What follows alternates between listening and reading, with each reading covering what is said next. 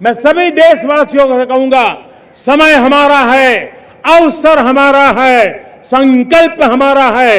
आइए सपनों को संकल्प बनाए, संकल्प को सामर्थ्य बनाए और सामर्थ्य को सफलता में बदल के रहे। आइए हर कदम को विकास का कदम बनाए, कदम से कदम मिलाए, मन से मन मिलाए, लक्ष्य से जुड़े रहे। एक दीप से जले दीप हजारों, आओ मिलकर विकसित भारत बनाए। पिछले 12 साल में भारत ने एक नई रफ्तार पकड़ी, तेज गति से हम आगे बढ़ रहे हैं और देशवासियों का संकल्प है कि अब 140 करोड़ देशवासियों के संकल्प को, सामर्थ्य को रोकना नामुमकिन है। कि आत्मनिर्भर भारत हमें विकसित भारत की दिशा में जाने का महामार्ग दे। भारत के प्राइवेट स्टार्टअप 28 साल की एवरेज उम्र के बच्चों ने, नौजवानों ने दुनिया में पहले ही ट्रायल में अपना सैटेलाइट लॉन्च कर दिया। ग्लोबल मार्केट में हमारी पहचान विश्वसनीयता और गुणवत्ता के आधार पर होनी चाहिए। क्वालिटी के संबंध में नो कॉम्प्रोमाइज। मेरे प्यारे देशवासियों, आज हम सब 80वां स्वतंत्रता दिवस मना रहे हैं। आज हर दिलों की धड़कन वंदे मातरम के नाद से गूंज रही। आज हर घर तिरंगा है, हर मन तिरंगा है और देश उत्साह और उमंग के साथ नए संकल्पों को लेकर के आज आगे बढ़ रहा है। आप सबको स्वतंत्रता दिवस की बहुत बहुत शुभकामनाएं।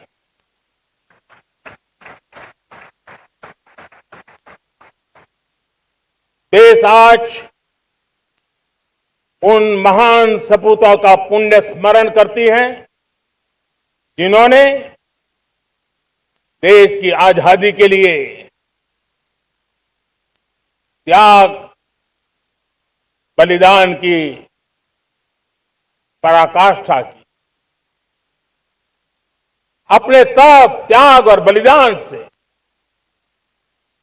आजादी के एकमात्र लक्ष्य को लेकर के अपनी पूरी जिंदगी खपा दी। पूज्य बापू समेत सभी स्वातंत्र सेनानियों को बलिदान की महान परंपरा जगाने वाले महान क्रांतिकारियों को आज मैं श्रद्धापूर्वक नमन करता हूं।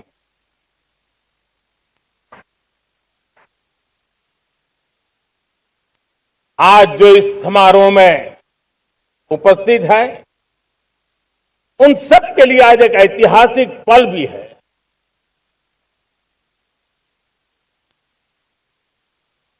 आजादी के बाद 15 अगस्त को लाल किले पर पहली बार वंदे मातरम गूंज रहा है।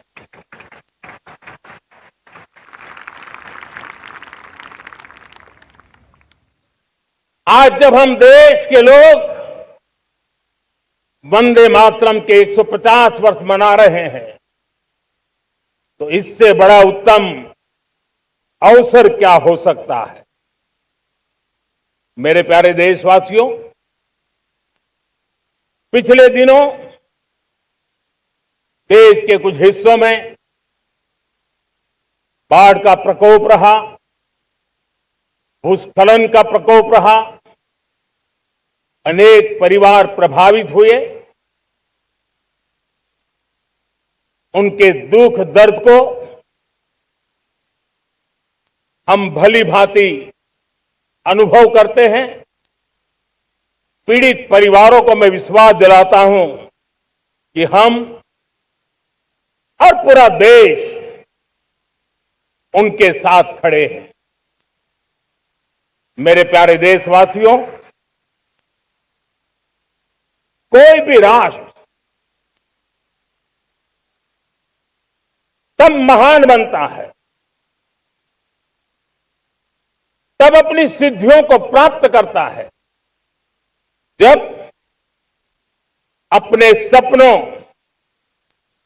अपने संकल्पों और अपने सामर्थ्य के दम पर आगे बढ़ता है।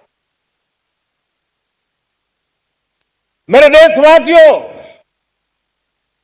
अब छोटे सपनों से चलने वाला नहीं है। हमें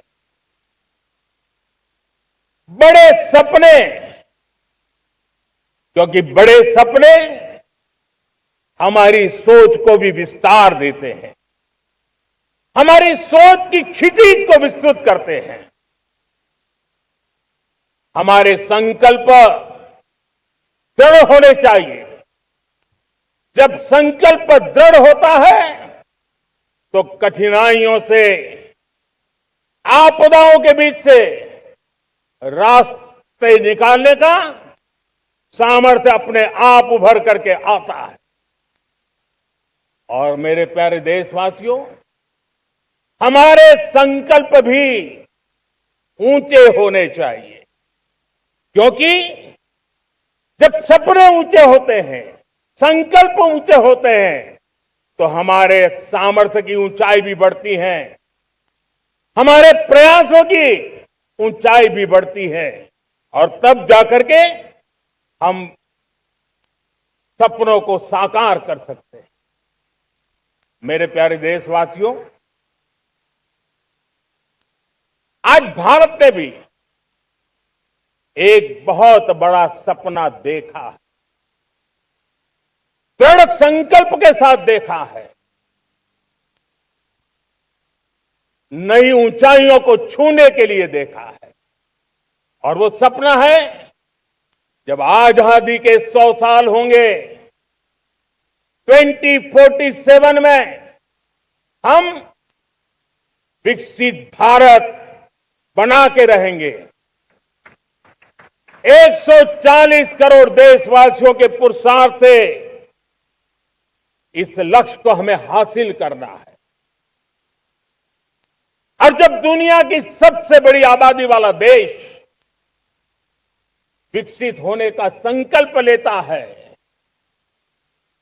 तो ये दुनिया की नजरों में भी हमारे साहस का परिचायक बन जाता है।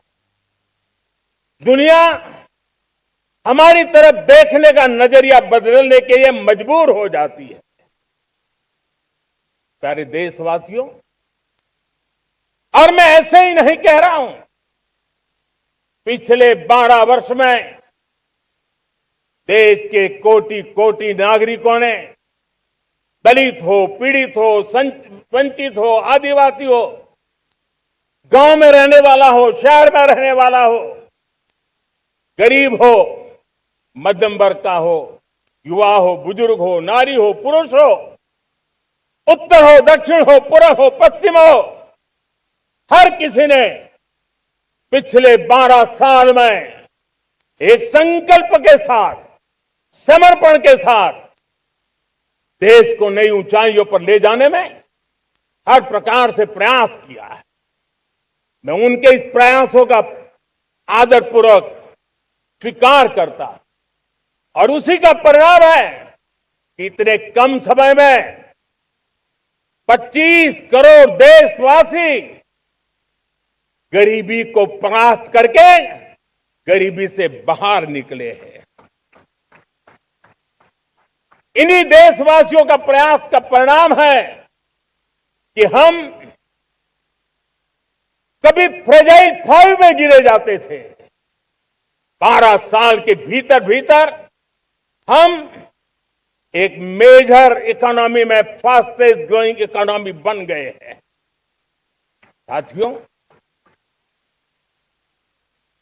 देश आजाद हुआ, बहुत सारे सपने लेकर के आजाद हुआ, लेकिन हम गति नहीं पकड़ पाए, रफ्तार नहीं पकड़ पाए। होती है, चलती है, अरे हो जाएगा, देखा जाएगा, उसी में खोए रहे। 2014 तक आते आते तो पूरे विश्व ने हमें फ्रेजाइल 5 के उस में डंप कर दिया था।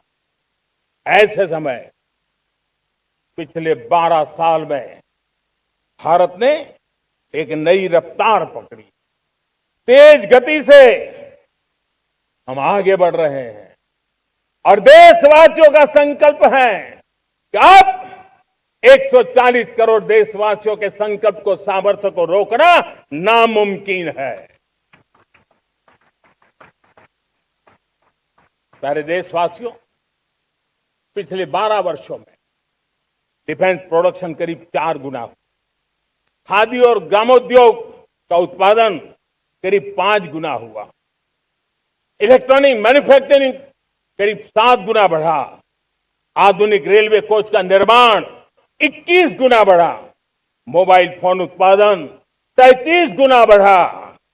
इतना ही नहीं, आधुनिक युग को देकर के भी डिजिटल और इनोवेशन की दुनिया में भी हमने अपना परचम लहराया। इंटरनेट यूजर, इंटरनेट कंज्यूमर करीब करीब 4 गुना बढ़े, पेटेंट ग्रांट होने की संख्या 4 गुना बढ़ी, डिजिटल ट्रांजैक्शन 100 गुना बढ़े। सामान्य मानवीय की सुविधाओं की तरफ भी हमने उतना ही गंभीरता से काम किया। हर साल औसतन 15 गुना ज्यादा तेजी से हमने नल से जल कनेक्शन दिए। हर साल औसतन 6 गुनी ज्यादा रफ्तार से लोगों को गैस कनेक्शन दिए।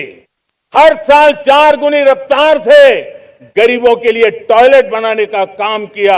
हर साल 3 गुना ज्यादा तेजी से गरीबों को घर देने का काम किया। देश ने गवर्नेंस में भी बहुत बदलाव लाया, हजारों की संख्या में कंप्लायंसेस खत्म किए, सैकड़ों की तादाद में पुराने कानून खत्म किए। पिछली शताब्दी के कानूनों से 21वीं शताब्दी की मार्च नहीं हो सकती। हमने आधुनिक इंफ्रास्ट्रक्चर के लिए मेट्रो का विस्तार किया। हमने पब्लिक ट्रांसपोर्ट को ताकत दी। जिस स्पीड से काम, जिस स्केल पर काम किया, ये सब, ये रफ्तार, ये विस्तार, ये अचीवमेंट आजादी के बाद पहली बार पिछले 1 दशक ने देखा है। और जब इतनी सारी सिद्धियां हमारे सामने हो, इतनी तेज गति दिखाई देती हो, देशवासियों का सामर्थ्य पल पल प्रकट होता है, तब तो 2047 में विकसित भारत बनने का संकल्प कभी भी अधूरा नहीं रह सकता है। ये सारे आंकड़े इस बात की गवाही देते हैं कि हम आगे बढ़ने वाले हैं। मेरे प्यारे देशवासियों, लेकिन उसके लिए आत्मविश्वास की जरूरत होती है, आत्मगौरव की जरूरत होती है और साथ साथ आत्मनिर्भर भारत होना भी बहुत जरूरी होता है। और इसलिए बीते वर्षों में हमारा कन्विक्शन रहा है कि भारत को हमें अब दूसरे देशों पर निर्भर रह करके नहीं जीना चाहिए, हमें आत्मनिर्भर बनना चाहिए। दुनिया में बहुत कुछ मिलता है, सस्ता मिलता है, जल्दी मिल सकता है, लेकिन उससे हमारा सामर्थ्य तैयार नहीं होता, न हमारे सामर्थ्य की कसौटी होती है। और इसलिए हमें भी अपनी क्षमताओं को बढ़ाना है।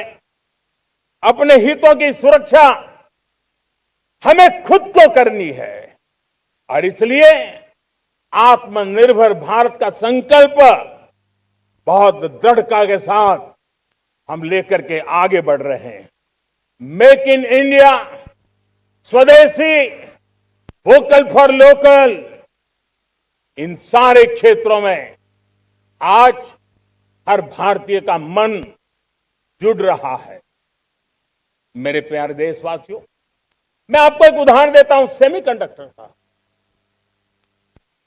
देश आजाद होने के बाद विश्व में तो सेमीकंडक्टर की चर्चा हो चुकी थी, हमारे यहां भी बातें होती थी, लेकिन सेमीकंडक्टर का कोई बड़ा प्लान हम आगे नहीं बढ़ा पाए। और आज स्थिति क्या है? आज की डिजिटल दुनिया में, आज की टेक्नोलॉजी में चिप का महात्म्य हम समझते हैं। कोई भी इलेक्ट्रॉनिक गुड्स होगा, हमारे मेडिकल इक्विपमेंट होंगे, हमारे ट्रांसपोर्ट के रास्ते होंगे, हर किसी में चिप अनिवार्य है और इस चिप के बिना दुनिया थम जाए ऐसी स्थिति पैदा हो जाए। और इसलिए भारत ने आत्मनिर्भर होने की दिशा में अपना सेमीकंडक्टर प्लांट, बड़ा सेमीकंडक्टर प्लांट, 3 सेमीकंडक्टर प्लांट शुरू हो चुके हैं और मुझे बताया गया है कि वहां जो प्रोडक्शन हो रहा है वो एक्सपोर्ट होना शुरू हो चुका है। और मैं देशवासियों को कहना चाहता हूं, आने वाले 7-8 वर्ष में और 5, 7 या 8 सेमीकंडक्टर प्लांट बहुत ही जल्द शुरू होने वाले। ये आत्मनिर्भर भारत हमें विकसित भारत की दिशा में जाने का महामार्ग देता। मेरे प्यारे देशवासियों, वैसे ही एक चर्चा क्रिटिकल मिनरल की हो रही है। पूरी टेक्नोलॉजी क्रिटिकल मिनरल पर निर्भर है। भारत इसमें भी अपने आप को सुरक्षित करने में जुटा हुआ है। क्रिटिकल मिनरल का लक्ष्य साझा किया जाए। नेशनल क्रिटिकल मिनरल ये हमने लॉन्च किया। बजट में क्रिटिकल मिनरल कॉरिडोर की हमने घोषणा की है। कई देशों के साथ एग्रीमेंट हो रहे हैं।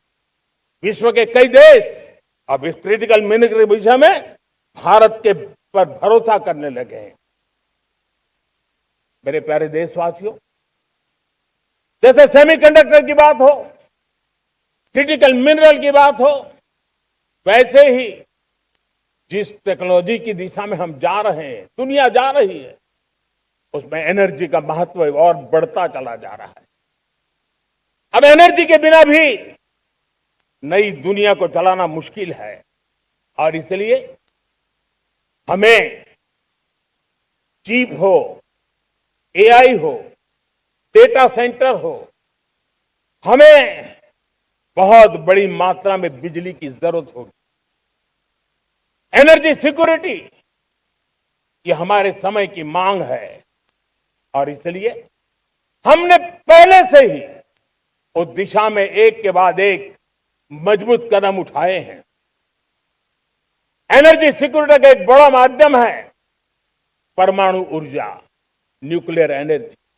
हमने पार्लियामेंट में शांति एक्ट पास कर करके एक नए लक्ष्य तरफ जाने का रास्ता तय कर लिया है। 2047 तक हम 100 गीगावाट न्यूक्लियर पावर का लक्ष्य लेकर के चल रहे हैं।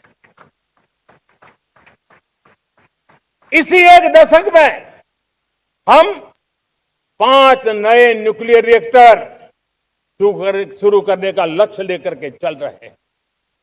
इस वर्ष भारत ने फास्ट ब्रीडर न्यूक्लियर टेक्नोलॉजी में महारत हासिल करके एक अहम पड़ाव पार किया है और उसके कारण परमाणु ईंधन में आत्मनिर्भर बनने की दिशा में हमें एक बहुत बड़ा सफलता का कदम हमने रखा है।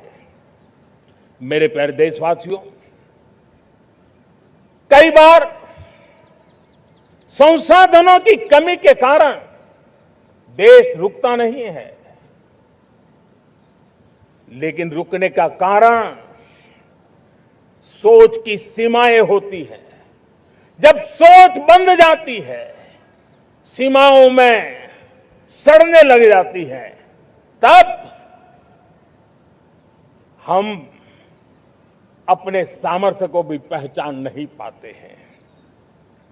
देश को आज कच्चे तेल पर निर्भर रहना पड़ रहा है और हमारी गलत सोच के कारण है। आप जान के हैरान हो जाएंगे, हमने समुद्री तट पे 99% हमारा समुद्री तट का पूरा हिस्सा ऐसी सोच के कारण नो गो एरिया घोषित करके रखा था। हमने ही समंदर के अंदर जाकर के एक्सप्लोरेशन न करने का निर्णय कर लिया था। ये सोच का दारिद्र्य था। हमने फैसला किया ये नहीं चल सकता। हमने उस 99% को, जो कभी नो गो एरिया हुआ करते थे, हमने उसको गो एहेड एरिया के रूप में खुला कर दिया है। और अब हम समुद्र के भीतर भी एक्सप्लोरेशन करने की और नए नए भंडार खोजने की दिशा में हम प्रवृत्त हैं, हम प्रयास कर रहे हैं। हमने पिछले वर्ष उसी दिशा में एक महत्वपूर्ण कदम रखते हुए समुद्र मंथन की घोषणा की थी और पिछले दिनों हमने 85,000 करोड़ रुपए इस काम के लिए आवंटित करके काम को गति देने का निर्णय कर लिया है। मेरे प्यारे देशवासियों, एनर्जी सिक्योरिटी, इसका मैंने कहा कि हमें ऑल्टरनेट स्रोतों की तरफ भी पूरी शक्ति लगाना बहुत जरूरी है और इसलिए ऊर्जा का सही इस्तेमाल बढ़ाते हुए भारत इसी दिशा में आज तेजी से काम कर रहा है। 2014 से पहले, मतलब आज से 12 साल पहले, हमारे देश में सिर्फ 70 शहरों में पाइप से गैस की व्यवस्था थी, पाइप से गैस डिस्ट्रीब्यूशन होता था। 12 साल में इन 70 शहरों को हमने 700 शहरों तक पहुंचा दिया है। ये होती है रफ्तार, ये होता है विस्तार। 2014 के पहले मुश्किल से 20-22 लाख घरों में पाइप से गैस पहुंचता था। आज 1.25 करोड़ घरों में पाइप से गैस पहुंचाने का काम हो रहा है। 12 वर्ष पहले देश में सोलर एनर्जी की कैपेसिटी सिर्फ 2 गीगावाट थी। 2 गीगावाट, आज 160 गीगावाट हमने प्राप्त किया है लक्ष्य। मेरे प्यारे देशवासियों, मैं एक और जानकारी देता हूं। हमने इसका लाभ देश के मध्यम वर्ग को, सामान्य परिवार को मिले, इस तरफ भी उतना ही ध्यान केंद्रित किया। हमने पीएम सूर्यघर मुफ्त बिजली योजना चालू की और आज मुझे संतोष है कि इतने कम समय में 50 लाख घरों का सोलर एनर्जी का काम हम आंकड़ा पार कर चुके हैं। तेजी से चल रहा है और उसके कारण हजारों घरों का बिजली बिल 0 हो गया है। हजारों घर अपनी बिजली का उपयोग करने से अतिरिक्त बिजली आज बेच करके कमाई कर रहे हैं। हर परिवार को हम इस काम के लिए 80,000 रुपया सरकार की तरफ से एक एक परिवार को मदद दी जा रही है, तब जाकर के हम इस काम को पूरा कर रहे हैं।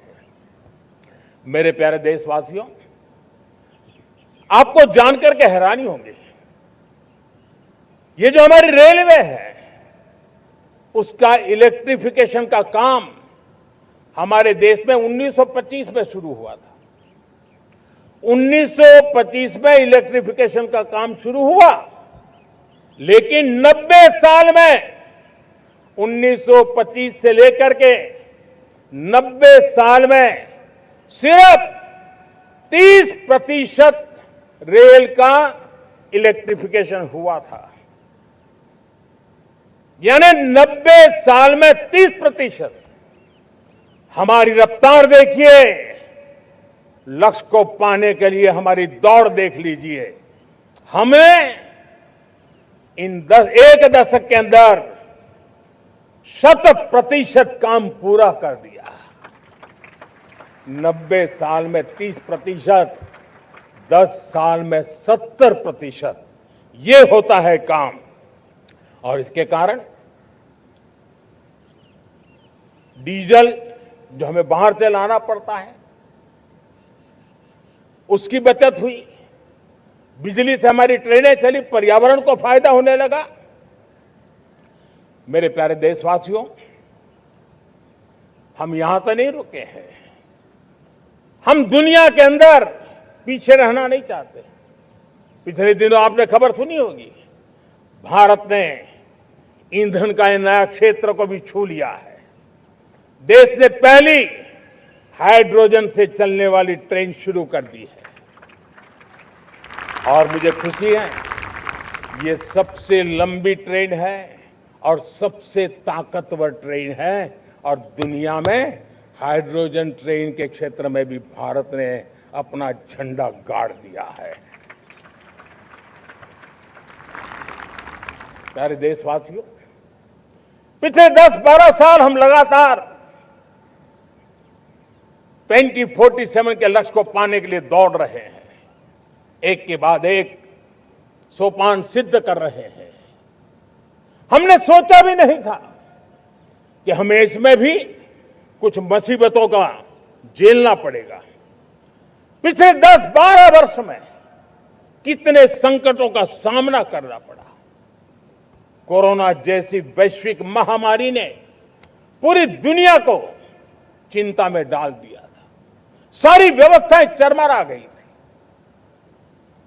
कोरोना से बाहर निकले, युद्ध की विभीषा की खबरें आने लगी, कहीं यूक्रेन तो कहीं पश्चिम एशिया, हर जगह पे तनाव का माहौल।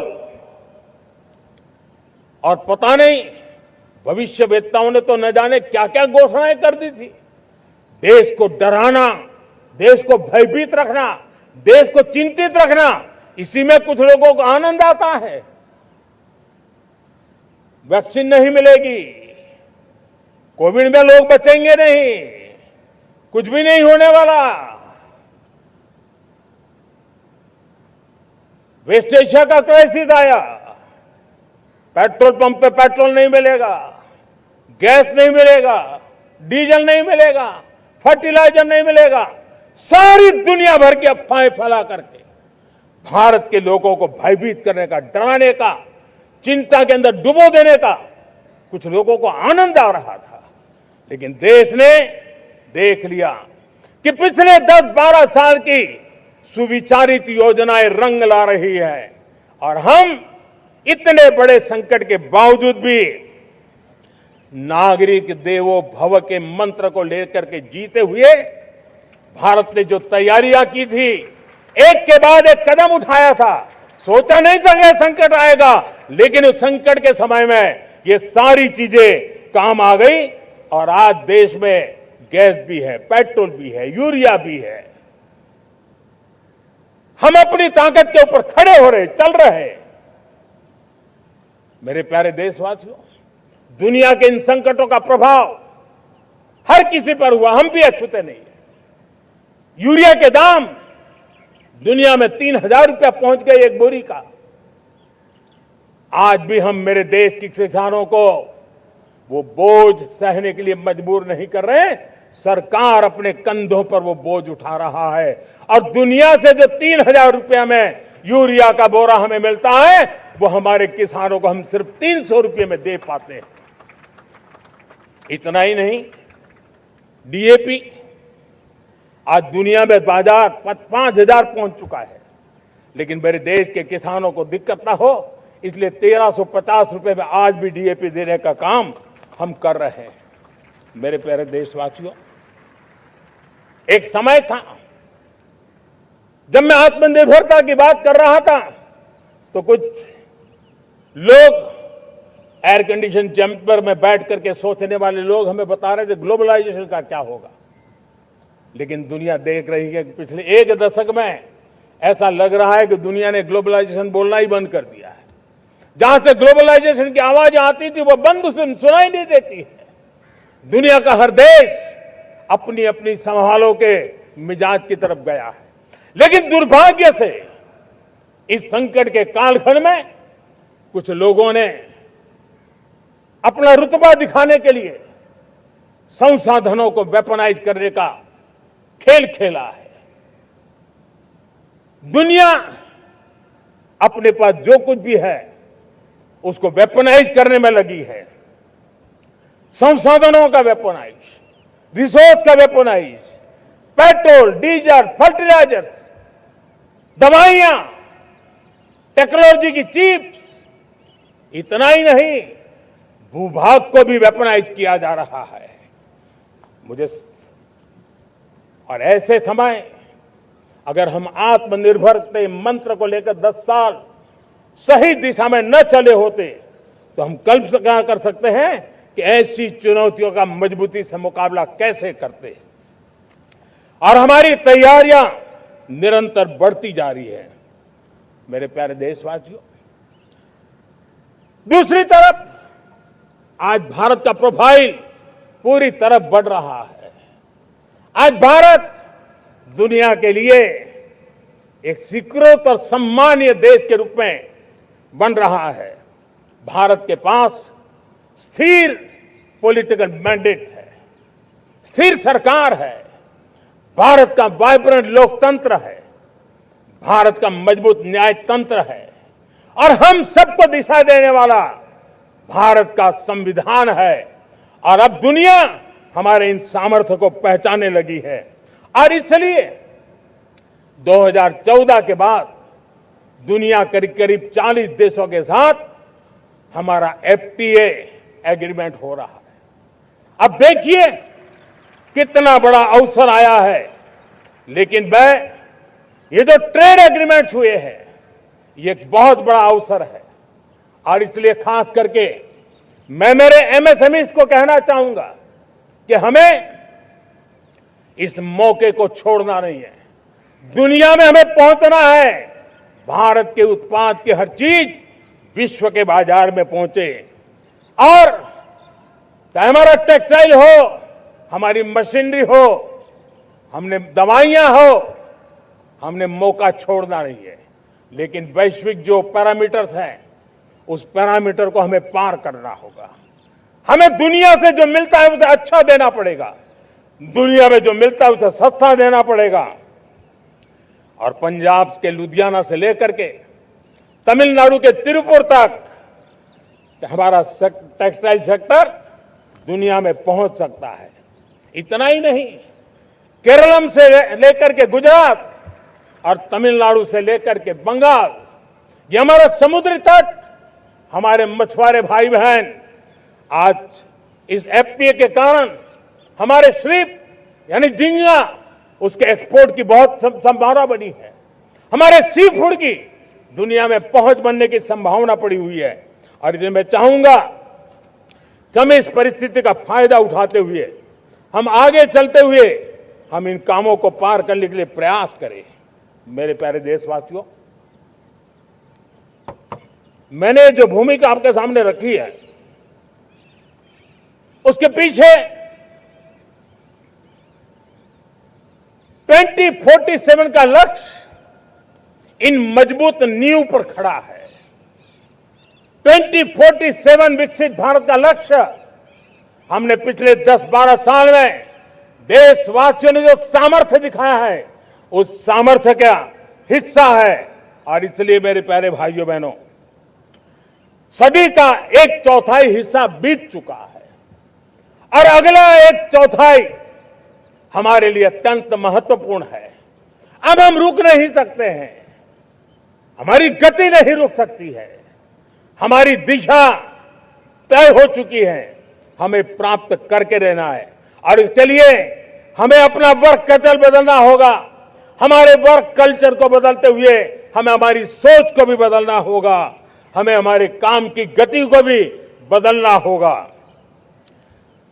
जो काम पिछले 5-7 दशक में नहीं हुए हैं, वो काम हमें आने वाले 5-7 साल में करने हैं। और मेरा भरोसा है मेरे देश की युवा शक्ति पर, मेरे देश के नौजवानों पर, मेरे देश की माताओं को बहनों पर, मेरे देश के किसानों पर, मेरे देश के मजदूरों पर कि हम इस सपने को साकार कर सकते हैं। और इसलिए हमें रिफॉर्म की गति को भी आगे बढ़ाना है। और जब मैं रिफॉर्म की बात कर रहा हूं, रिफॉर्म नहीं हमारे लिए कोई कंपल्सन है, नहीं रिफॉर्म ये हमारे के लिए कोई बजबड़ है। हमारे लिए रिफॉर्म ये कन्विक्शन है। आउट ऑफ कन्विक्शन हम रिफॉर्म एक्सप्रेस पर चल पड़े हैं और हम आने वाले दिनों में भी नेक्स्ट लेवल रिफॉर्म की ओर बढ़ने वाले हैं। और इसलिए सरकार, समाज, उद्योग, उत्पादक, किसान, हर किसी ने अपनी ट्रेडिशनल व्यवस्थाओं में रिफॉर्म करना पड़ेगा, सोच में रिफॉर्म करना होगा, अपने लक्ष्यों को रिफॉर्म करना होगा। और इसलिए मेरे प्यारे देशवासियों, हमें एक निश्चित दिशा में को लेकर के चलना होगा। मैं आज उस युग को भी याद करना चाहूंगा जब देश, भारत का सामर्थ्य सप्त सिंधु के रूप में हम जानते थे, हम समझते थे, हम सुनते थे। अब विकसित भारत बनाने के लिए हमें नई धारा चाहिए। आज लाल किले की प्राचीर से मैं देश के सामने शक्ति की सप्त धारा का आवाहन करता हूं। आने वाले 5-7 साल में जो पिछले 5-7 दशक में नहीं हुआ, वो सप्त धारा के सामर्थ्य से, शक्ति से हम देश को नई ऊंचाई, नई गति देंगे और नए लक्ष्यों को पार करने वाला सामर्थ्य देंगे। और इसके साथ साथ देश की युवा शक्ति का सामर्थ्य का भरपूर राष्ट्र निर्माण में उपयोग होगा, उनकी शक्ति जोड़ी जाएगी। आने वाले दिनों में जब मैं सप्तधारा की बात करता हूं, सप्तधारा की पहली शक्ति है मैन्युफैक्चरिंग पावर। मेरे प्यारे देशवासियों, हमें मैन्युफैक्चरिंग सेक्टर को बहुत आगे बढ़ाना होगा और प्रोडक्शन बढ़ाने के साथ साथ हमें छोटे छोटे पुर्जे भी बनाने हैं और बड़े बड़े प्रोडक्ट भी बनाने हैं। पूरा वैल्यू चेन हमारा होना चाहिए और उसे लेकर के चलना। हमें कंपोनेंट भी चाहिए और हमें कंप्लीट मैन्युफैक्चरिंग भी चाहिए, कंप्लीट प्रोडक्ट भी चाहिए। डिजाइन से लेकर मैन्युफैक्चरिंग तक भारत को ग्लोबल सप्लाई चेन का भरोसामंद केंद्र बनना होगा। इसके लिए मैं 3 चीजों पर विशेष जोर देना चाहता हूं। मैन्युफैक्चरिंग के क्षेत्र में जो मेरे भाई बहन हैं, ये समय का ये अवसर है, इस अवसर को जाने मत दें। और इसके लिए हमें कॉस्ट, क्वालिटी और स्केल, इसके विषय में वैश्विक मानदंडों से खरा उतरना पड़ेगा। हमारी फैक्ट्रीज कॉम्पिटिटिव हो, हमारे प्रोडक्ट्स यूजर फ्रेंडली हो, हमारा पैकेजिंग दुनिया के लोगों को लुभावने वाला हो, आकर्षित करने वाला हो, हमारा जीरो डिफेक्ट प्रिसिजन मैन्युफैक्चरिंग ये हमारी पहचान बनना चाहिए।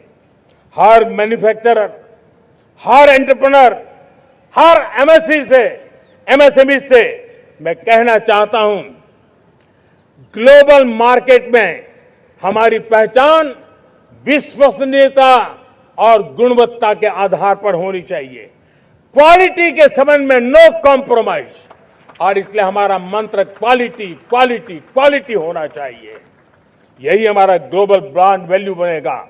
मेरे प्यारे देशवासियों, इस सप्तधारा की दूसरी शक्ति है कृषि और फूड प्रोडक्शन, फूड प्रोसेसिंग। हमें इस दिशा में आगे बढ़ना होगा। हमारे किसानों ने अब दुनिया के बाजार खुल चुके हैं। एफपीए के कारण हमें एक बहुत बड़ा मार्केट मिल रहा है। हमें वहां पहुंचना है, हमें उस जगह को हाथ लगाना है। हमें खेत से लेकर एक्सपोर्ट मार्केट की ओर जाना होगा। हमारे पारंपरिक खान पान हो, हमारे मिलेट्स हो, हमारे मसाला हो, हमारे फल हो, फूल हो, क्या कुछ नहीं है हमारे पास, वो ग्लोबल ब्रांड्स बनने चाहिए। हमारे किसान केमिकल फ्री खेती को बल देंगे, दुनिया में इनकी मांग और बढ़ने वाली है। और जो ग्लोबल पैरामीटर्स के अंदर हर प्रकार से सिद्ध होने वाले हमारे एग्रो प्रोडक्ट होंगे, तो दुनिया में हम आसानी से पहुंच पाएंगे। मेरी सप्तधारा की तीसरी शक्ति है टेक्नोलॉजी और इनोवेशन। मेरे प्यारे देशवासियों, आज जमाना एआई का है, क्वांटम का है, स्पेस का है, रोबोटिक्स का है, डेटा सेंटर्स का है। पूरी तरह एक नया क्षेत्र खुल चुका है। और इमर्जिंग टेक्नोलॉजी ये भी हर पल हमें चुनौती दे रही है। और इसलिए देश को दुनिया के लिए मार्केट नहीं बना देना, हमें इनोवेशन का हब बनना है। हमने यूपीआई और डिजिटल पब्लिक इंफ्रास्ट्रक्चर में लोहा मनवा लिया है, हमारी ताकत का परिचय करवा दिया है। अब भारत को डिजिटल पब्लिक टेक्नोलॉजी उसको भी दुनिया के कोने कोने तक पहुंचाना है। भारत को नेक्स्ट जनरेशन कम्युनिकेशन टेक्नोलॉजी में लीड करना है। मेड इन इंडिया 6G हर कोने में पहुंचे, ये हमारा लक्ष्य होना चाहिए और हमें उसमें तेजी करनी चाहिए। और इसके लिए हमारा प्रयास कम नहीं होना चाहिए। सप्तधारा की चौथी शक्ति है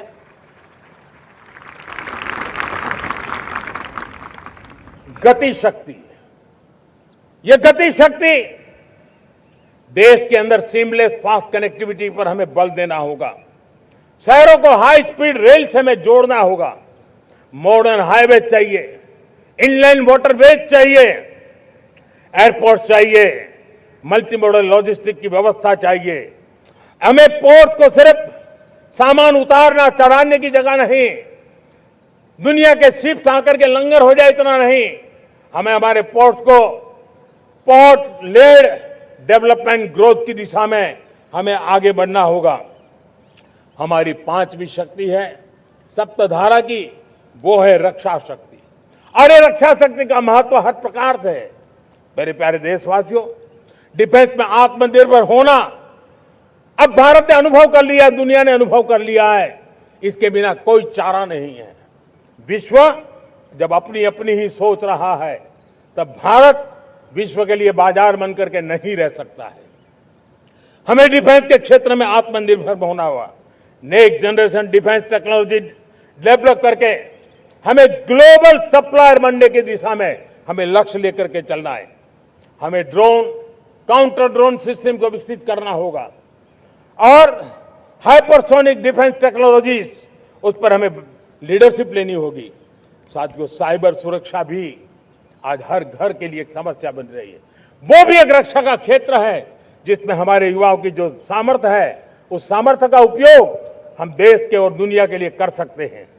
हमारी सप्तधारा की छठी शक्ति है ग्रीन इकोनॉमी, ब्लू इकोनॉमी, जो ग्रीन जॉब को भी जन्म देती है। हमें green hydrogen, renewable energy, energy storage, green mobility, green manufacturing in global scale हमें पा करके रहना है। हमें दुनिया जब ग्लोबल वार्मिंग की चर्चा करती रहती है, हम रास्ते खोजते रहते हैं, हम समस्याओं का समाधान दे रहे हैं। और भारत ये ग्रीन मूवमेंट का बहुत बड़ा सामर्थ्य लेकर के चलिए। भारत के पास ब्लू इकोनॉमी के लिए भी बहुत बड़ा अवसर है। बहुत बड़ा लंबा हमारा कोस्ट लाइन है। ब्लू इकोनॉमी के लिए बहुत बड़े अवसर है। फिशरीज है, कोस्टल टूरिज्म है, ओशन टेक्नोलॉजी है। ऐसे कितने ही क्षेत्र हैं जिसमें हम आगे बढ़ सकते हैं। मेरे प्यारे देशवासियों, भारत सप्तधारा की जब बात करके लेकर चला है तब हमारी 7वीं धारा है और दुनिया के लिए इसका अपना भी एक महत्व है और वो है भारत का सॉफ्ट पावर। भारत के सॉफ्ट पावर की ताकत है। आज योग ने पूरी दुनिया को भारत के साथ जोड़ के रखा हुआ है। योग दुनिया के लिए एक ऊर्जा बनता जा रहा है, भारत के लिए विश्वास का बड़ा कारण बनता जा रहा है। जिस भारत के पास आस्था के केंद्र हो, जिस भारत के पास आयुर्वेद हो, जिस प्रकार से भारत के पास होलिस्टिक हेल्थ केयर की व्यवस्था हो, हील इन इंडिया का मूवमेंट हो, हम दुनिया के अंदर हमारे सामर्थ्य को लेकर के जा सकते हैं। हैंडीक्राफ्ट हो, संस्कृति हो, हमारी फिल्में हो, हमारा क्रिएटिव वर्ल्ड हो, वीएफएक्स हो, हमारा एनिमेशन हो, हमारे गेमिंग हो, डिजिटल कंटेंट हो, क्रिएटिव वर्ल्ड के अंदर भारत अपना रुतबा दिखा सकता है। हमने उसको वैश्विक सामर्थ्य के रूप में विकसित करना होगा। आज भारत ने वेव समिट को एक बहुत बड़ी ताकत दी है। दुनिया धीरे धीरे भारत का ये जो world audio visual and entertainment summit है उसकी राह देखता रहता है और वो भारत के सॉफ्ट पावर को, भारत के क्रिएटिव दुनिया को परिचित करेगा। मेरे प्यारे देशवासियों, भारत के पास विशाल वन्य संपदाएं हैं। हमारे पास 100 से ज्यादा नेशनल पार्क है। क्षमता बहुत है, लेकिन विदेशी टूरिस्टों को आकर्षित करने में हम कम पड़े हैं। हमें मौका है हमारे सॉफ्ट पावर के माध्यम से दुनिया के टूरिस्टों को भारत के लिए आकर्षित करने का। हमारा सामर्थ्य हमें दुनिया को दिखाना है। हम ये काम आरा से करें और हम जल्द से जल्द हम इन लोगों, आज दुनिया में स्पोर्ट्स की जो है वो भी एक बहुत बड़ा भारत के प्रति आकर्षण का केंद्र। दुनिया के स्पोर्ट्स इवेंट भारत में क्यों ना हो। कॉन्स्टेंट इकोनॉमी बहुत बढ़ रही है, देश के नौजवानों का आकर्षण है। विश्व का हर कोई कलाकार चाहता है कभी न कभी भारत की धरती पर अपना कॉन्सर्ट करे। ये एक बहुत बड़ा अवसर है, हमें इसको मोबिलाइज करने के लिए व्यवस्थाएं खड़ी करनी होगी।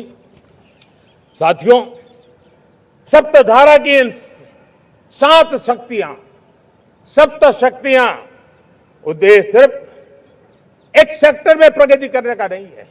एक होलिस्टिक अप्रोच के साथ हमें राष्ट्र को जो लक्ष्य लेकर के हम चल रहे हैं, जो एम्बिशन लेकर के चल रहे हैं, उस स्केल को हमें पार करने की दिशा में काम करना है। मेरे प्यारे देशवासियों, कुछ चीजें मैंने बताई हैं, लेकिन मैं इससे भी आगे सोचता हूं। मैं जरा देश को झकझोरना चाहता हूं। मैं देश की शक्ति को भी झकझोरना चाहता हूं। देश यानी सिर्फ सरकार नहीं होती है, देश यानी हर नागरिक जुड़ता है। क्या हम सोच नहीं सकते कि फॉर्च्यून 500 की चर्चा तो बहुत सुनते हैं, आने वाले एक दशक में इन फॉर्च्यून 500 में 50 कंपनियां भारत की क्यों न हो, ये लक्ष्य हमारा क्यों न होना चाहिए। आज बैंकिंग सेक्टर फल फूल रहा है। दुनिया की टॉप बैंक के अंदर भारत की बैंक का झंडा भी क्यों न फहरता हो।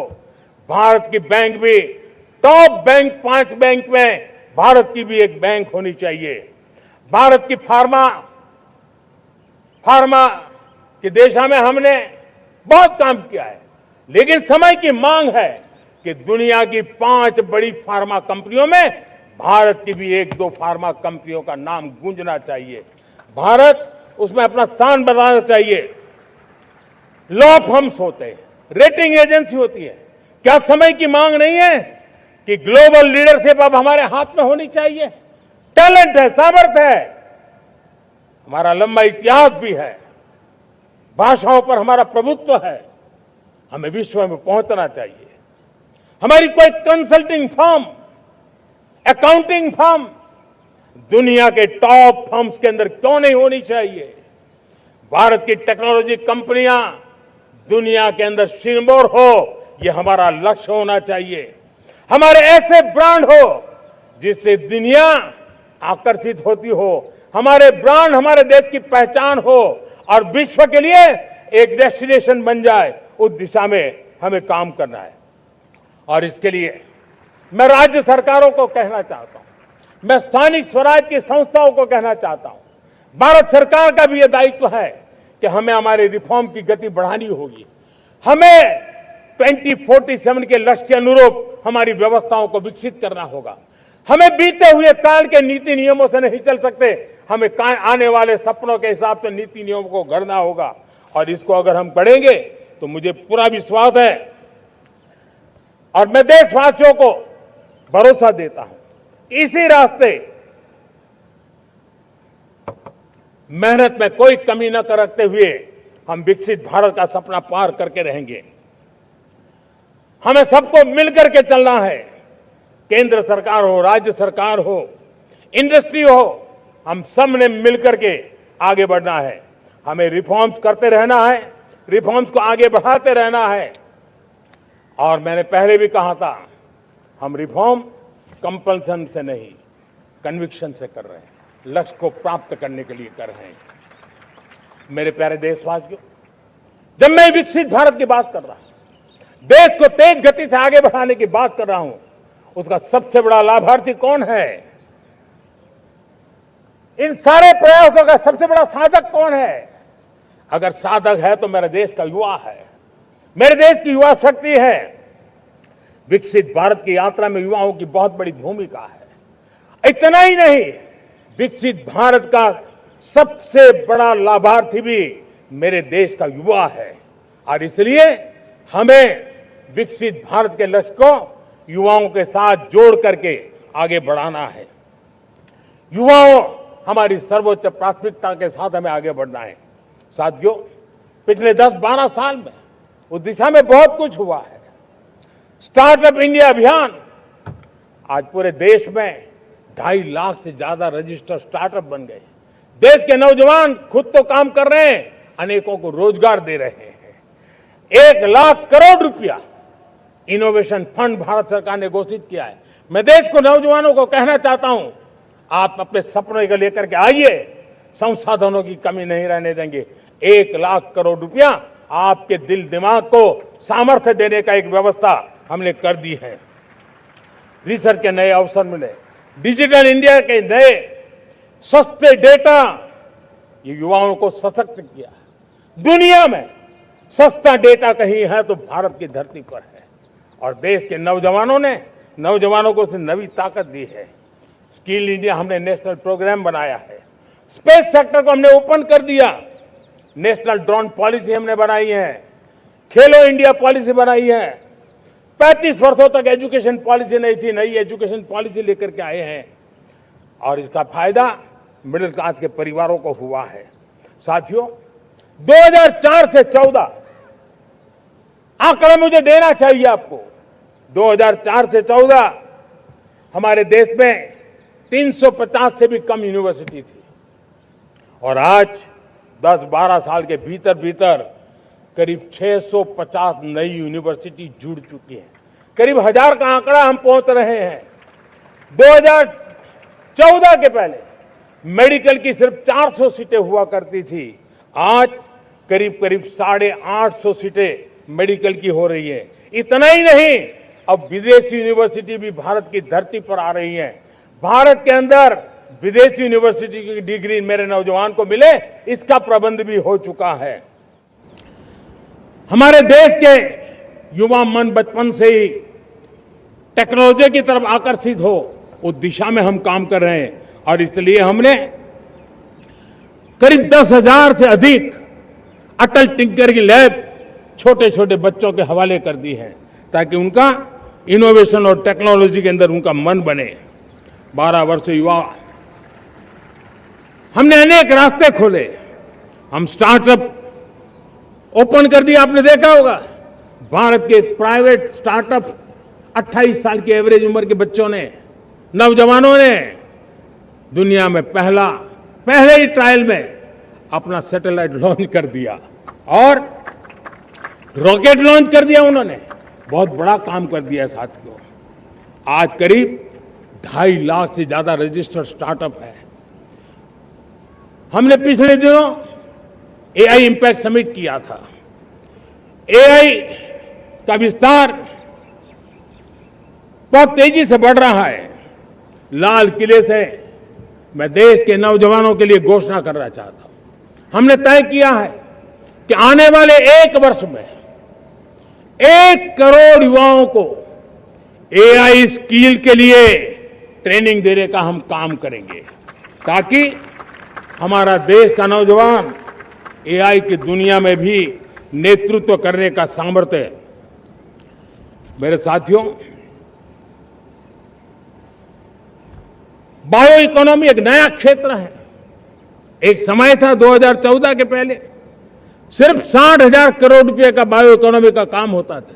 मेरे देश के नौजवान, आपने क्या कमाल कर दिया है। देखिए, नीतियां जब सही होती है, लक्ष्य जब साफ होता है, तो मेरे देश के नौजवान कैसा करके थे। बायो इकोनॉमी में देश की युवा शक्ति ने सामर्थ्य दिखाया है। 2014 के पहले जो 60,000 करोड़ का कारोबार था, आज वो कारोबार बायो इकोनॉमी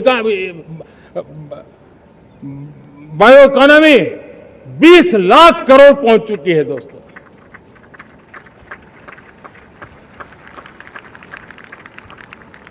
दो 2009-10 का कालखंड था, सिर्फ 25 लाख इलेक्ट्रिक व्हीकल हमारे देश में बिके थे।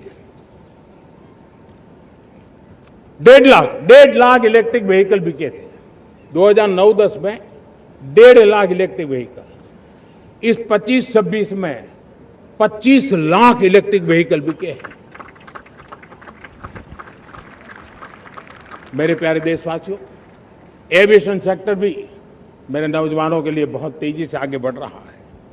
नए एयरपोर्ट, नए रूट, नए नए रोजगार के अवसर बना रहे हैं। मेंटेनेंस, ओवरहॉलिंग, इसके भी कारण देश में बहुत बड़ी मात्रा में स्किल मैन पावर को काम मिल रहा है। मेड इन इंडिया हवाई जहाज बनाने की दिशा में हमने सफलता पाई है। Made in India defence transport aircraft C295 already अपनी उड़ान भर चुका है, सफल उड़ान भर चुका है। ये देश के नौजवानों के लिए, मेरे साथियों, ड्रोन ने भी बहुत बड़ा काम किया है। स्वामित्व योजना, गांव में ड्रोन से स्वामित्व योजना सफल हो रही है।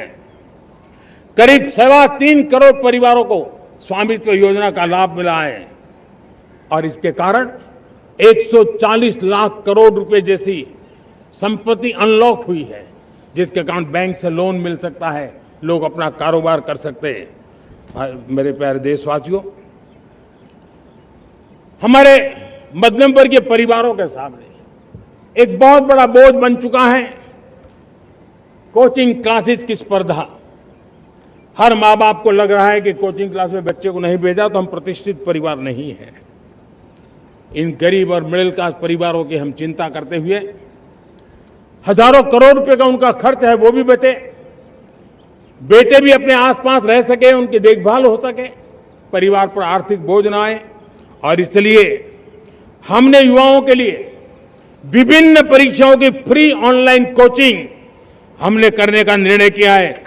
डिजिटल पब्लिक इंफ्रास्ट्रक्चर है, हमारे पास उत्तम टैलेंट है, टीचर्स हैं, उन संसाधनों को जोड़ करके हम देश के नौजवानों को फ्री कोचिंग देने का एक पूरा नेटवर्क हम खड़ा करने वाले हैं। मेरे प्यारे देशवासियों, मैं हमेशा कहता आया हूं, जो खेले वो खिले।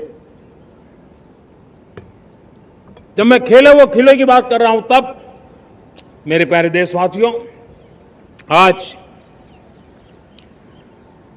भारत खेल की दुनिया में अपनी जगह बना रहा है। अब खेल के पोडियम में भारत का राष्ट्रगीत सुनाई देता है, भारत का राष्ट्रगान सुनाई देता है, भारत का तिरंगा झंडा लहराता दिखाई नजर आ रहा है।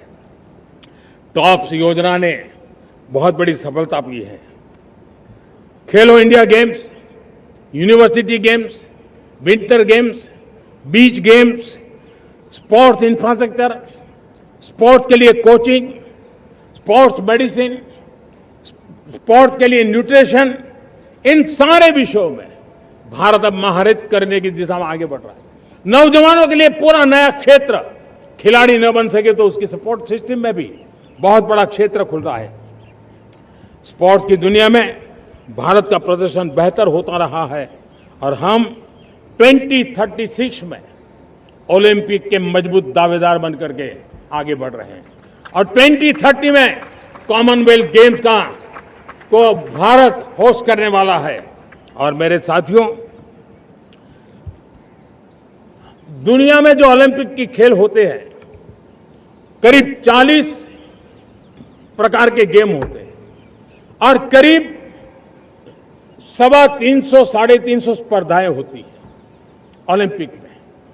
और आपको जानकर के दुख होगा मेरे देशवासियों, मेरे नौजवानों, मैं आपको चुनौती देता हूं, मैं आह्वान करता हूं, मैं आपकी मदद चाहता हूं।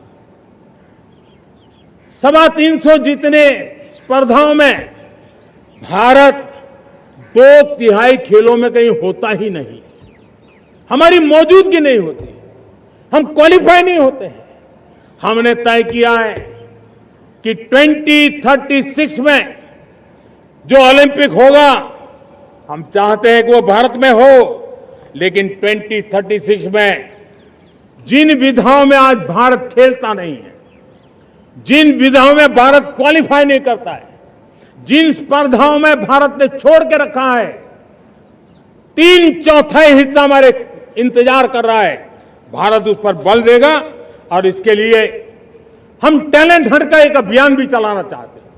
हमें अगर 2036 के लिए खिलाड़ी चाहिए तो आज जो 5 साल, 10 साल, 15 साल की उम्र के नौजवान हैं, बेटे हैं, उनके तरफ ध्यान देना होगा, उन बेटियों पर ध्यान देना होगा। और इसलिए 5 से 15 उम्र के बच्चों में खेल प्रतिभा ढूंढने के लिए गांव-गांव, शहर-शहर, स्कूल-स्कूल एक टैलेंट हंट का अभियान चलाया जाएगा।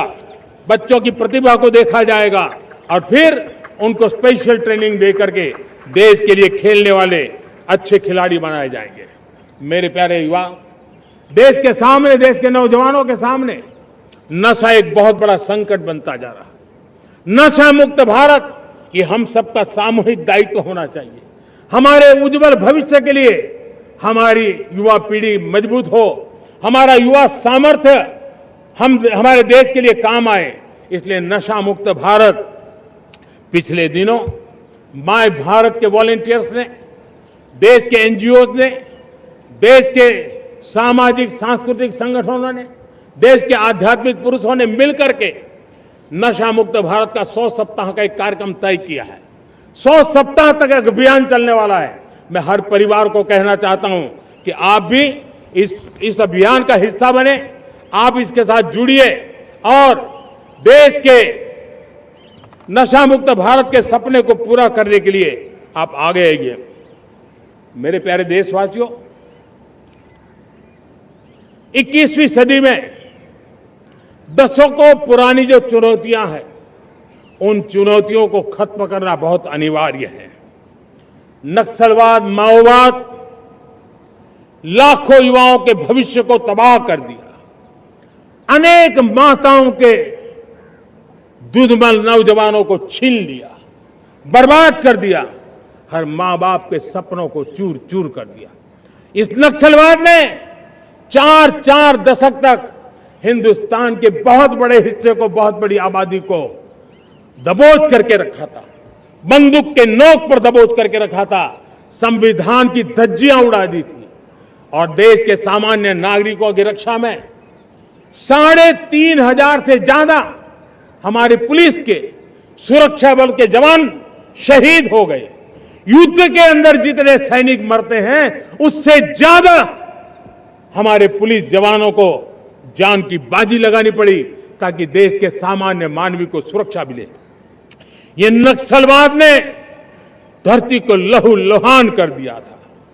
2014 में आपने जब हमें मौका दिया, उसी दिन हमने संकल्प लिया था कि हम देश को नक्सलवाद से मुक्त करेंगे। और आज मुझे खुशी है कि नक्सली माओवादी हिंसा आखिरी सांस भी शायद रहने की अब तो ताकत नहीं रही है। पूरी तरह उसे खत्म करने की दिशा में जहां पर कभी नक्सलवादियों की गोलियां चलती थी, जहां पर कभी धरती रक्त रंजित रहा करती थी, आज उसी नक्सल क्षेत्रों में, उसी इलाकों में नक्सल मुक्त होने के कारण विकास, विश्वास और प्रयास का तिरंगा लहरा रहा है। मेरे प्यारे देशवासियों, लेकिन इस चुनौती को हमने कम नहीं आंकना है। इस चुनौती से हमें और भी सावधान रहने की जरूरत है। वर्षों तक देश की सत्ता में माओवादी सोच के लोग गलियारों में अपनी जगह बना करके बैठे थे। सरकारी कमेटियों में सलाहकार के रूप में भी ये माओवादी सोच ने नीतियों को प्रभावित किया था। मेरे प्यारे देशवासियों, जंगलों में हमें हथियारी नक्सलों का खात्मा बुलाने में, उस संकट से देश को मुक्त कराने में सफलता मिली है।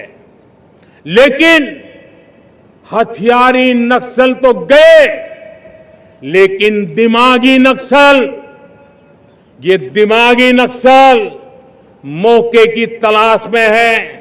हिंसा, अराजकता के वो रास्ते खोज रहे हैं, समाज को गलत राह पर घसीटने के लिए भांति भांति के दांव कर रहे हैं। इन दिमागी नक्सलियों को पहचानना होगा, इन दिमागी नक्सलियों को आइसोलेट करना होगा और राष्ट्र को विकसित राष्ट्र बनाने की मुख्य धारा की ओर देश की युवा पीढ़ी को जोड़ना होगा। मेरे प्यारे देशवासियों, सुरक्षित भारत बनाना हम सबका दायित्व है। चुनौती सीमा के भीतर हो या सरहद से बाहर, भारत हर परिस्थिति के लिए तैयार है। आज युद्ध का नेचर बदल रहा है।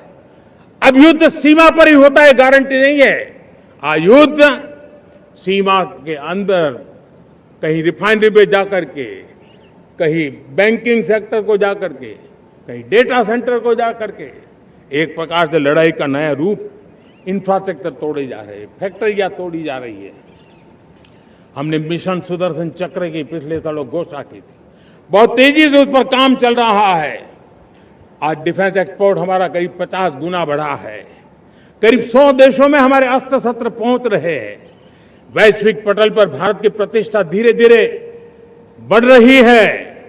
बदलते हुए समय में अस्त्र शस्त्र की तरफ काम करना है, सैन्य बलों का सामर्थ्य बढ़ाना है, लेकिन साथ साथ नागरिकों को भी तैयार करना होगा।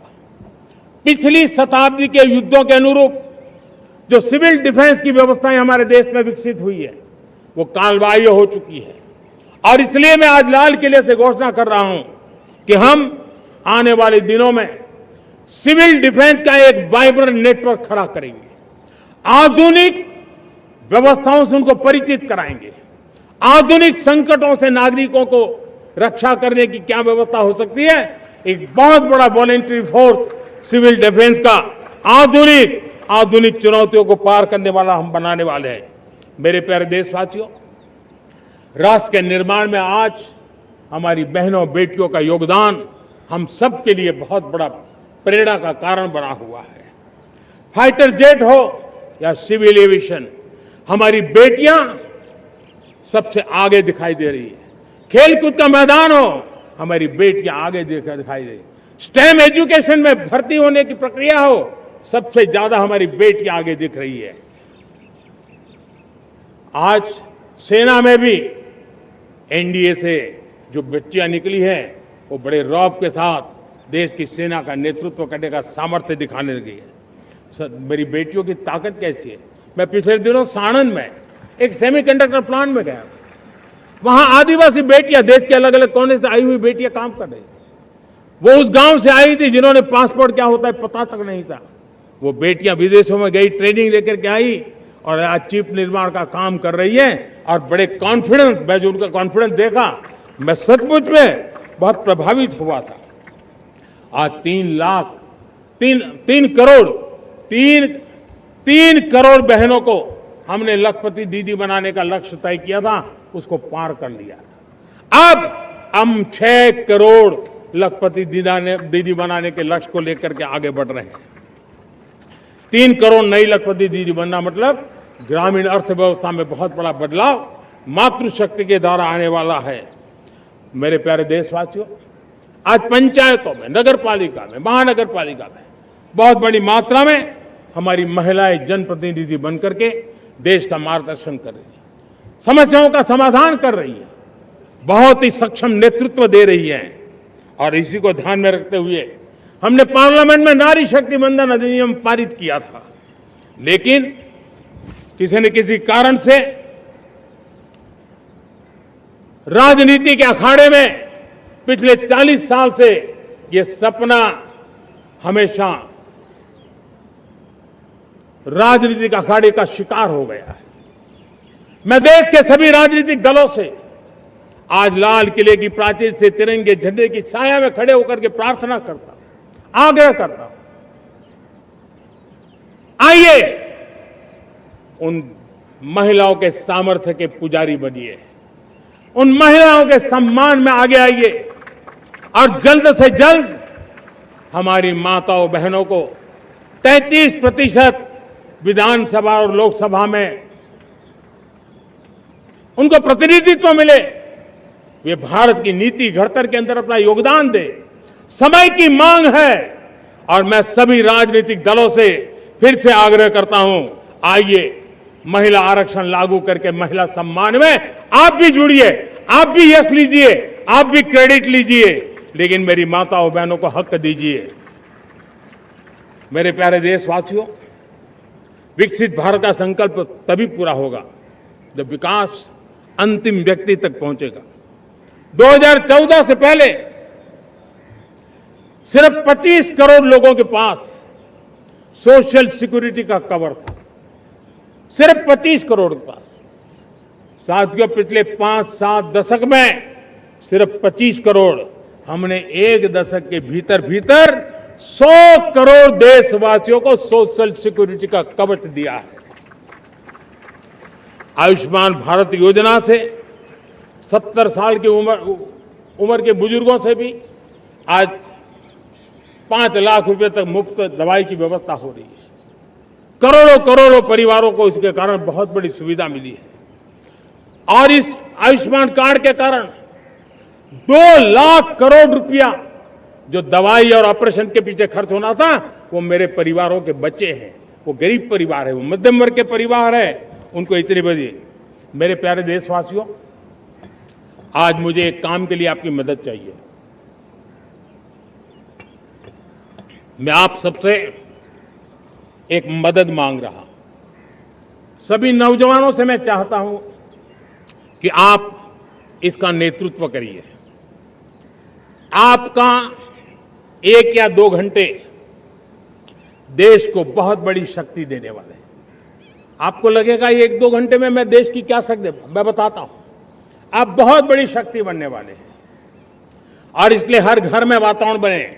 इन दिनों देश में जनगणना का काम हो रहा है, सेंसस का काम हो रहा है, गिनती चल रही है। और गिनती सिर्फ आंकड़ों से बात बनती नहीं है, उसकी बारीकियों से नीतियां बनती हैं, योजनाएं बनती हैं, देश आगे बढ़ने की अपनी रूपरेखा तैयार करता है। और इसलिए सटीक जानकारियां होना बहुत जरूरी है। कभी कभी जो सरकार की तरफ से प्रतिनिधि आते हैं वो इतनी जल्दी में होते हैं, कभी स्पेलिंग एक लिख देते हैं, कभी अलग लिख देते हैं, और इसके कारण अल्टीमेट परिणाम हमें सही मिलने में दिक्कतें आती हैं। अब जब टेक्नोलॉजी अवेलेबल है और इस बार निर्णय किया है, आप स्वयं भी जनगणना में अपनी जानकारियां अपने मोबाइल फोन से भर करके दे सकते हैं।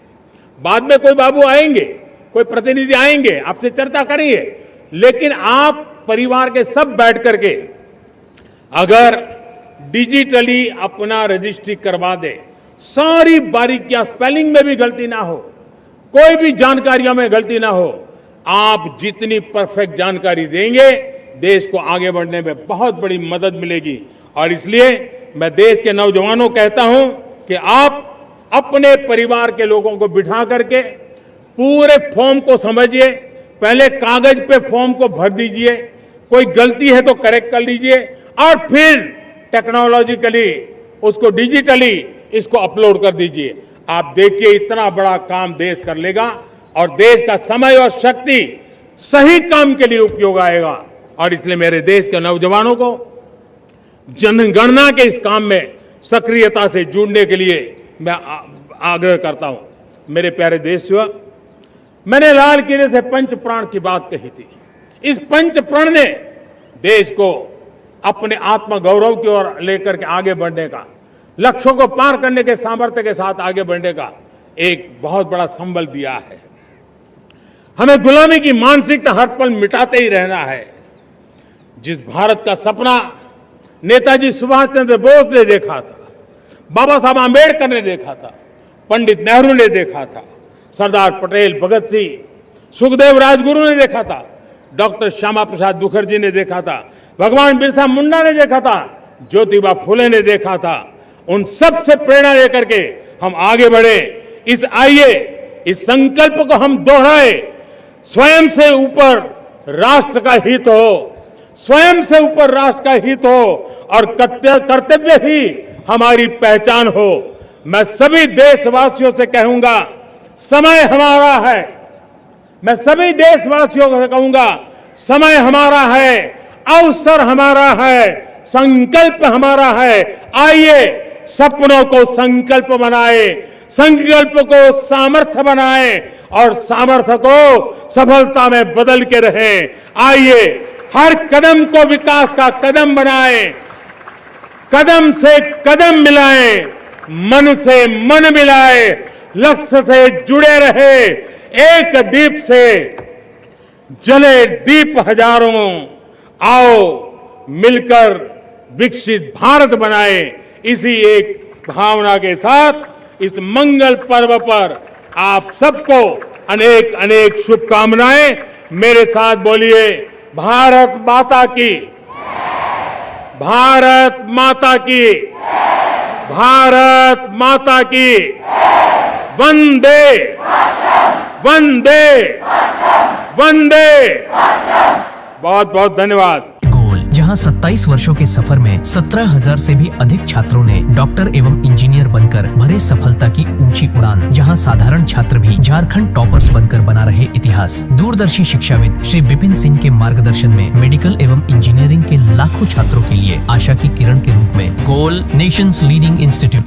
बायोम इंस्टीट्यूट नीट की तैयारी के लिए एक भरोसेमंद नाम। यहाँ अनुभवी फैकल्टी, स्मार्ट क्लासरूम और बेहतरीन टीचिंग मेथड से स्टूडेंट्स को मिलती है मजबूत तैयारी। यहाँ हर स्टूडेंट को मिलता है पर्सनल गाइडेंस और डाउट क्लियरिंग का पूरा सपोर्ट। नीट 2027 और 28 के लिए फेज 1 बैच 9 अप्रैल से शुरू हो रहा है। आज ही बायोम इंस्टीट्यूट से जुड़े और अपने डॉक्टर बनने के सपने को दे सही दिशा। बायोम इंस्टीट्यूट सिर्फ मेडिकल प्रिपरेशन का संस्थान। काम की तलाश है, भरोसेमंद नौकरी चाहिए, जुड़िए ANG के साथ, जहां श्रमिक सबसे पहले।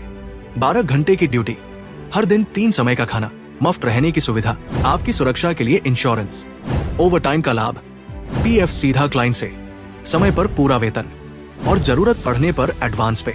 ANG मैन पावर सॉल्यूशंस, सम्मान के साथ काम, भरोसे के साथ कमाई।